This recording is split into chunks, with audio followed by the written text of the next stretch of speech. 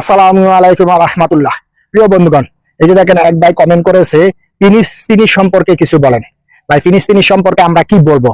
আমরা ফিলিস্তিনি মুসলমানদের জন্য দোয়া করতে পারি, এর বেশি কিছু করতে পারি না। যদি কোনো কথা আমরা বলতে যাই এই প্ল্যাটফর্মে, তাহলে আপনাকে আমাকে জঙ্গি ট্যাগ লাগিয়ে দিবে এবং সন্ত্রাসী বলবে। হ্যাঁ, এইটাই হয়। আর তাছাড়া আপনার আমার পেজটা অথবা চ্যানেলটা সাসপেন্ড করে দিতে পারে এবং ডিজেবল করে দিতে পারে। আমরা কি করি? ফিলিস্তিনি মুসলমানদের জন্য দোয়া করি এবং বাংলাদেশে যেভাবে প্রতিবাদ হচ্ছে, সারা বিশ্বে যেভাবে প্রতিবাদ হচ্ছে, সেভাবে আমরা প্রতিবাদ করি এবং আমরা নিন্দা জানাই। এর বেশি আমি কিছু করতে পারবো না। কারণ আপনারা জানেন, আজকে বেশ কিছু বছর যাবত ইসরায়েলিরা ফিলিস্তিনিদের উপরে সবসময় হামলা চালিয়ে যাচ্ছে, কিন্তু আমি দেখতে পাইতে আছি আরব বিশ্ব চুপ করে আছে। আরব বিশ্ব চুপ করে থাকার কারণে ফিলিস্তিনিদের উপরে কিন্তু ইসরায়েলি বর্বরতা চলে। যদি আরব বিশ্ব চুপ করে না থাকতো, তাহলে ফিলিস্তিনির উপরে ইসরায়েলি সন্ত্রাসী গোষ্ঠী কোনো দিনও করতে পারতো না, হামলা চালাইতে পারতো না।